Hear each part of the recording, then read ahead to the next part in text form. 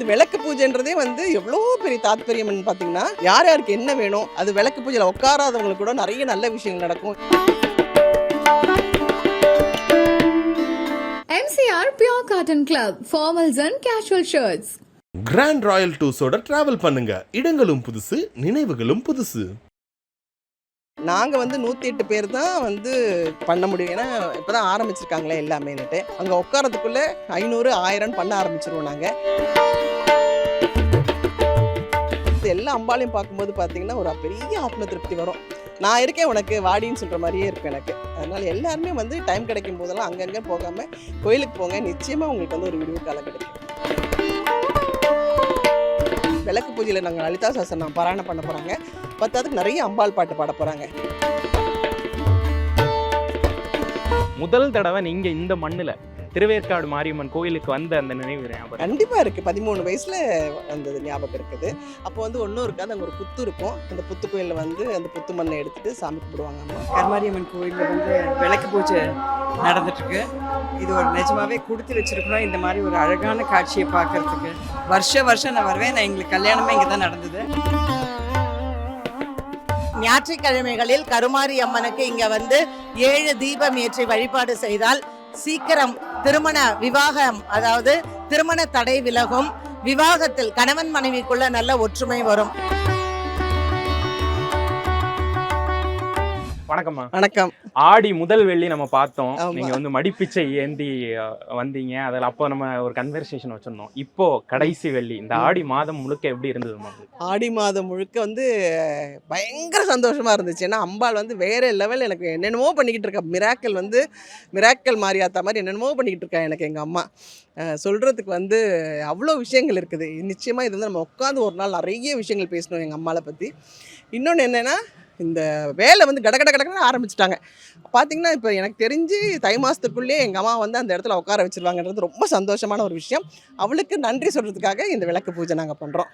இந்த விளக்கு பூஜையுடைய சிறப்புன்னு சொன்னோம். இந்த விளக்கு பூஜைன்றதே வந்து எவ்வளோ பெரிய தாத்பரியம்னு பார்த்திங்கன்னா, யார் யாருக்கு என்ன வேணும், அது விளக்கு பூஜையில் உட்காராதவங்களுக்கு கூட நிறைய நல்ல விஷயங்கள் நடக்கும். என்னென்னா, அந்த விளக்கு பூஜையில் நாங்கள் லலிதா சஹஸ்ரநாமம் பாராயணம் பண்ண போகிறாங்க.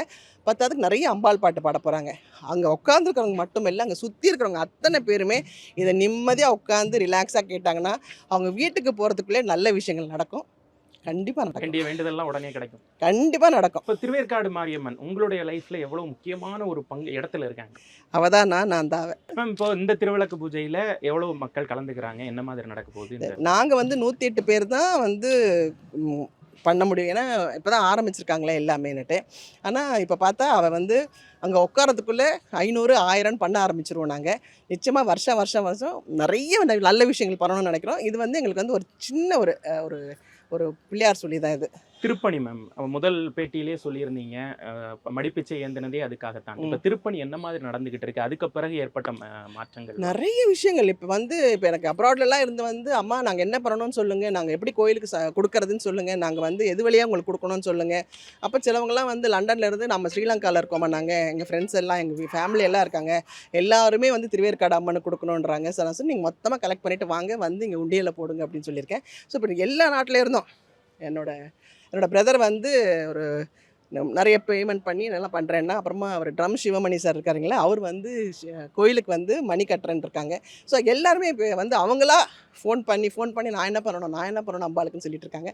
இதை விட வேறு என்ன வேணும்? திருப்பணி முன்னாடி இருந்ததுக்கும் இப்போ இருக்கிறதுக்குமான மாற்றம் பயங்கர ஃபாஸ்ட்டாக போயிட்டு இருக்குது. அதாவது எக்ஸ்பிரஸ் ஸ்பீடில் போயிட்டு இருக்குது. மக்களுக்கு இந்த காணொளி மூலமாக நீங்கள் சொல்ல வர செய்தி, தயவு செய்து தெய்வத்தை நம்புங்க. தெய்வத்தை நம்பினவங்க யாராக இருந்தாலும் நிச்சயமாக அவள் வந்து கரெக்டாக கொண்டு வந்து நம்மளை ஒரு இடத்துல சேவ் பண்ணுறது நிதர்சனமான உண்மை. ஒட்டுமொத்தமாக இந்த ஆடி மாதத்தில் நிறைய கோயில் போயிருந்தீங்க. திருச்சி சமயபுரம் மாரியம்மன்லேருந்து ஆரம்பித்து நிறைய கோயில்கள் போயிருந்தீங்க.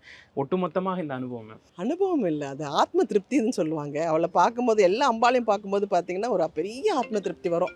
நான் இருக்கேன் உனக்கு வாடின்னு சொல்கிற மாதிரியே இருக்கும் எனக்கு. அதனால் எல்லாருமே வந்து டைம் கிடைக்கும் போதெல்லாம் அங்கங்கே போகாமல் கோயிலுக்கு போங்க. நிச்சயமாக உங்களுக்கு வந்து ஒரு விடுவு காலம் கிடைக்கும். கொஞ்சம் காலத்தை பின்னோக்கி போய் முதல் தடவை நீங்கள் இந்த மண்ணில் திருவேற்காடு மாரியம்மன் கோயிலுக்கு வந்த அந்த நினைவு கண்டிப்பாக இருக்குது. 13 வயசில் வந்தது ஞாபகம் இருக்குது.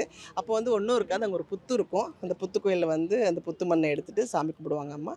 வந்து அம்பாள் தான் என்னை வழி நடத்துனது, எனக்கு உயிர் கொடுத்தது, எனக்கு உயிர் பிச்சை போட்டது, என்னை இவ்வளோ பெருசாக ஆக்குனது எல்லாமே எனக்கு இங்கே வந்துட்டு போனாலே ஒரு மிராக்கிள் நடக்கும். ஸோ இன்னைக்கு நீங்க செய்யறது எல்லாமே ஒரு நன்றி கடன். கண்டிப்பாக கண்டிப்பாக கண்டிப்பாக. இனி வரக்கூடிய காலங்களில் இந்த மாதிரி இந்த கோயில் எப்படி ஒரு ஒரு ஆன்மீக ஸ்தலமா நினைவு கூறணும்? வேறு லெவலில் இருக்கும். எங்கள் அம்மா வந்து இப்போ எல்லாம் டூரிஸ்ட் மாதிரி வந்து மகாபலிபுரம் அது பார்க்குற மாதிரி முதல்ல திருவேற்காடுக்கு தான் வருவாங்க. திருவேற்காடு, மாங்காடு அப்படின்னு தான் போவாங்க. முதல்ல மற்ற டூரிஸ்ட் ஸ்தலத்தை விட இப்போ வந்து எங்கள் அம்மா தான் வந்து ஃபஸ்ட்டாக இருப்பாங்க. கருமாரியம்மன் இந்த விஷயம் வந்து என் வாழ்க்கையில ஒரு மறக்க முடியாத அதிசயத்தை நடத்தினாங்க அப்படின்னு ஒரு பாயிண்ட் இருக்கும்ல, நிறைய சொல்லுவீங்க. ஆமா. இந்த ஒரு விஷயத்தை நான் கண்டிப்பா சொல்லி இல்லை, நான் வந்து திருப்பி நான் நடிக்க வரமாட்டேன்ற ஒரு மூடில் தான் நான் போனது. நான் எனக்கு பெரிய இன்ட்ரெஸ்ட்லாம் எதுவுமே இல்லை. ஆனால் திருப்பி நான் இந்த கோயிலுக்கு வரும்போது தான் குட்டி பத்மினி அம்மா என்னை பார்த்து என்னோட செகண்ட் ஹாஃபும் ஃபர்ஸ்ட் ஹாஃபும் இவங்க தான் நடத்துனாங்க, செகண்ட் ஹாஃபும் இவங்க தான் நடத்துனாங்க.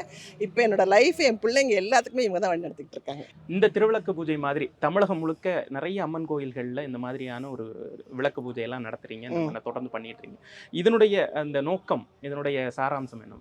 நீங்கள் பார்த்தீங்கன்னா இப்போ நிறைய பேர் சாமி கும்பிட ஆரம்பிச்சிட்டாங்க பார்த்தீங்களா.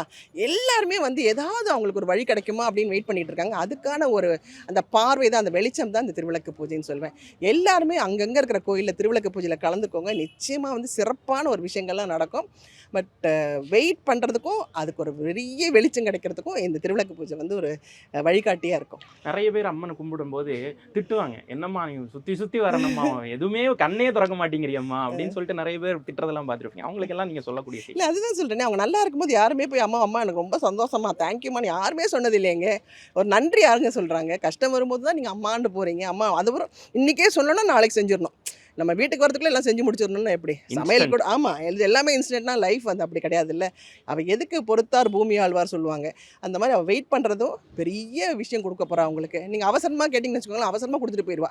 ஆனால் உங்களுக்கானது வந்து வேறு லெவலில் இருக்குது. அதை வெயிட் பண்ணி வாங்கலாம், சூப்பராக பண்ணி கொடுப்பா. உங்களுடைய திருப்பணியும் உங்களுடைய தொடர்ந்து இந்த ஆன்மீக பணியும் சிறக்க எங்க கெலாட்டா சார்பாக வாழ்த்துக்களை தெரிவிச்சுக்கிறோம். நேரத்திற்கும் கருத்திற்கும் ரொம்ப நன்றி. நன்றி நன்றி நன்றி கண்ணா.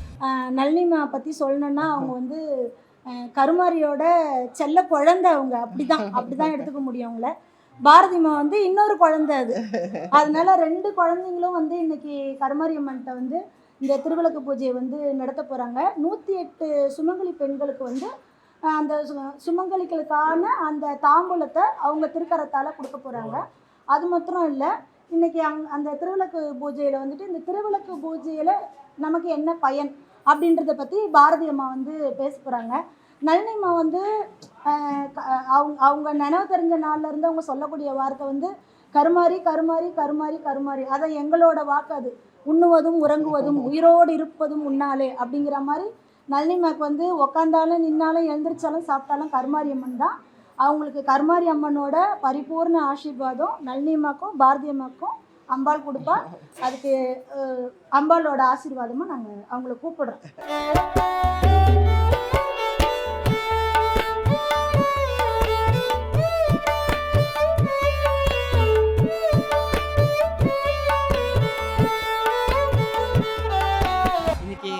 ஆடி வெள்ளிக்கிழமை கருமாரியம்மன் கோயிலில் வந்து விளக்கு பூஜை நடந்துட்டுருக்கு. இது ஒரு நிஜமாவே கொடுத்து வச்சிருக்கணும். இந்த மாதிரி ஒரு அழகான காட்சியை பார்க்கறதுக்கு இவங்க கூட நாங்கள் கலந்துக்கிறதுல ரொம்ப ரொம்ப சந்தோஷப்படுறோம். இங்கே ரெகுலராக வர்றது உண்டாமா? வருஷம் நான் வருவேன். நான் எங்களுக்கு கல்யாணமே இங்கே தான் நடந்தது. ஸோ ஒரு வருஷம் தவறாமல் நாங்கள் எல்லா வருஷமும் வந்திருக்கோம். இந்த திருவிளக்கு பூஜையில் இப்போ இத்தனை பெண்கள் மத்தியில் நீங்கள் வந்து இதை பங்கேற்று இந்த விழாவை துவக்கி வச்சு இது எனக்கு புது அனுபவங்க. இதுதான் ஃபர்ஸ்ட் டைம் நான் பண்ணி வச்சிருக்கேன். திருவேற்காடு தேவி கருமாரி அம்மன் ஆலயம் இந்த க்ஷேத்திரத்தை பற்றி சொல்லணும் அப்படின்னா, இங்கே வந்து சூரியனுக்கு ஒளி கொடுத்த இடம். கருமாரி அம்மன் வந்து பராசக்தி தேவி ஒரு காட்டுக்குள்ளே நடந்து வரும்பொழுது சூரிய பகவான் உருமாறி வரா பார்வதி தேவி. அப்போது சூரிய பகவான் வந்து பார்வதி தேவிக்கு வணக்கம் வைக்கலை. உடனே பார்வதி தேவிக்கு கோபம் வருது. உனக்கு நான் ஒன்று சொல்கிறேன்னு சொல்கிறா பார்வதி. சூரிய பகவானுக்கு அது பார்வதி தேவின்னு தெரியல. ஸோ எனக்கு ஜோசியெல்லாம் வேண்டாம், எனக்கு நீ எதுவும் சொல்ல வேண்டான்னு சொல்லிடுறாரு சூரிய பகவான். உடனே பார்வதி தேவி தன்னுடைய உருவை காண்பித்து உனக்கு ஒளி நீங்கட்டும் அப்படின்னு சொல்லிடுறா. உடனே உலகமே இருட்டாயிடுறது. சூரிய பகவானுக்கு என்ன பண்ணுறதுன்னு தெரியல. போய் மன்னிப்பு கேட்கிறார். இந்த வேப்பிலை அடர்ந்த காட்டில் இங்கே வந்து நீ என்னை தபஸ் பண்ணு அப்படின்னு சொல்கிறா பார்வதி தேவி. இந்த கருமாரி அம்மன் ஆலயத்தில் இந்த இடத்துல தான் சூரிய பகவானுக்கு ஒளி கிடைத்த இடம். அதனால திருவேற்காடினுடைய சிறப்பே சூரிய பகவானுக்கு ஒளி கொடுத்ததுனால ஜாதகத்தில் பிரதானமாக இருக்கக்கூடிய சூரிய பகவான் மற்ற எந்த கிரக தோஷமாக இருந்தாலும் இந்த இடத்திற்கு வந்து நம்ம அம்பாளை ஒரு க்ஷணம், அதாவது ஒரு நாழிகைன்னு சொல்லுவாங்க, இந்த ஸ்தலத்துல வந்து கருமாரி அம்மனை வழிபாடு செய்தால் அவங்களுக்கு வேண்டிய பலன் அனைத்துமே கிடைக்கும். ஜாதகத்துல வந்து காலையில பிறந்தவங்களுக்கு லக்னத்துல சூரியன் வரும், சாயங்காலம் சூரிய அஸ்தமனத்துல பிறந்தவங்களுக்கு 7ஆம் இடத்தில் சூரியன் வரும். இது தோஷம். ஸோ லக்னத்துல சூரியன் இருந்தாலும் சரி, 7ஆம் இடத்தில் சூரியன் இருந்தாலும் சரி, பரிகார ஸ்தலமாக இந்த இடத்திற்கு வந்து 7 தீபம் ஏற்றி கருமாரி அம்மனை வழிபாடு செய்தால் அவங்களுக்கு 7 ஞாயிற்றுக்கிழமை வரணும். இந்த இடத்துல கருமாரி அம்மனுக்கு ஏன் ஞாயிற்றுக்கிழமை விசேஷம் அப்படின்னா சூரியனுக்கு ஒளி கொடுத்ததுனால தான். அதனால ஞாயிற்றுக்கிழமைகளில் கருமாரி அம்மனுக்கு இங்க வந்து 7 தீபம் ஏற்றி வழிபாடு செய்தால் சீக்கிரம் திருமண விவாகம், அதாவது திருமண தடை விலகும், விவாகத்தில் கணவன் மனைவிக்குள்ள நல்ல ஒற்றுமை வரும். குழந்தை பேருக்காக சுக்கிரவாரம் வெள்ளிக்கிழமையில ராகு கேத்து தோஷ நிவர்த்தி ஸ்தலம். அதனால இது எல்லாமே சர்ப்ப பூமி தான். திருவேற்காடு அப்படின்னாலே சர்ப்ப பூமி தான். அதனால இங்க அம்மா வந்து சர்ப்பமாக பல அற்புதங்களை வந்து செஞ்சிருக்காங்க. பக்தர்கள் நிறைய பேருக்கு அது தெரியும். உருமாறி அவ வந்து இங்க சர்ப்பமாக இருக்கிறாள். ஸோ இந்த கருமாரியை செவ்வாய்க்கிழமை, வெள்ளிக்கிழமை மற்றும் ஞாயிற்றுக்கிழமையில வந்து வழிபாடு செய்யலாம். பிரத்யேகமாக வெள்ளிக்கிழமை இரவு அர்த்தஜாம பூஜை இங்க ரொம்ப விசேஷம். ஸோ இங்கே கொடுக்கக்கூடிய மிளகு சாதம் ரொம்ப விசேஷமானது. அர்த்தஜாம பூஜையில் வந்து கலந்துக்கிட்டீங்கன்னா குடும்பத்தில் இருக்கக்கூடிய சண்டைகள் விலகும், கணவன் மனைவிக்குள்ள நல்ல அந்யோன்யம் வரும். அதனால திருவேற்காடு வந்தீங்கன்னா சூரியனை வணங்க வேண்டும், ராகு கேத்துவை வணங்க வேண்டும், சுக்கிரவாரத்தில் சுக்கிரனை வணங்க வேண்டும். இப்படி பார்த்தால் நமக்கு நவகிரகங்களையும் வழிபாடு செய்ய இந்த ஸ்தலத்திற்கு வந்தாலே போதுமானது. MCR Pure Cotton Club, formals and casual shirts. Grand royal டூஸோட டிராவல் பண்ணுங்க. இடங்களும் புதுசு, நினைவுகளும் புதுசு.